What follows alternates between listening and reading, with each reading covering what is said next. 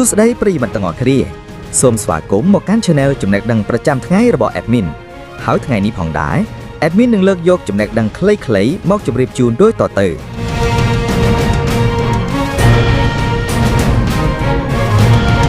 Top 15 សត្វសមុទ្រគ្រោះថ្នាក់បំផុតភាគទី2នៅក្នុងសមុទ្រមានសត្វខ្លះដែលមើលទៅធម្មតាប៉ុន្តែពិតជាគ្រោះថ្នាក់ខ្លាំងថ្ងៃនេះយើងមកមើលលេខ10ដល់លេខ6នៃសត្វសមុទ្រគ្រោះថ្នាក់បំផុត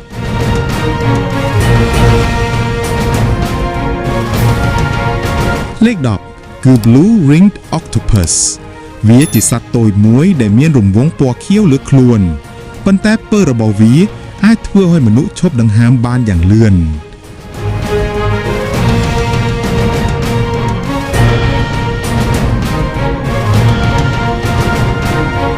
លេខ9គឺ Cone Snail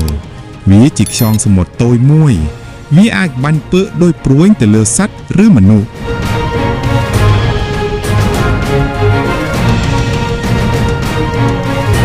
លេខ8គឺ Tiger Shark វាជាត្រីឆ្លាមធំមួយដែលមានឥរិយាបថវាយប្រហារខ្លាំងវាត្រូវបានគេចាត់ទុកថាជាត្រីឆ្លាមគ្រោះថ្នាក់មួយ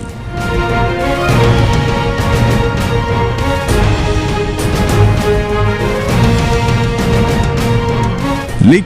7គឺ Stonefish វាជាត្រីដែលលះខ្លួនដូចថ្មនៅបាតសមុទ្រវាមានពិសខ្លាំងបំផុតមួយក្នុងចំណោមត្រីទាំងអស់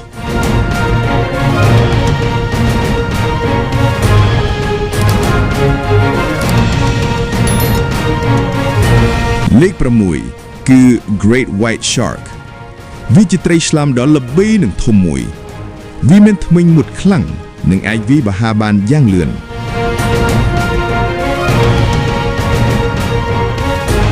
នេះគឺលេខ10ដល់លេខ6ប៉ុណ្ណោះលើភាគបន្ទាប់យើងនឹងមើល Top 5 ដែលគ្រោះថ្នាក់បំផុតក្នុងសមុទ្រ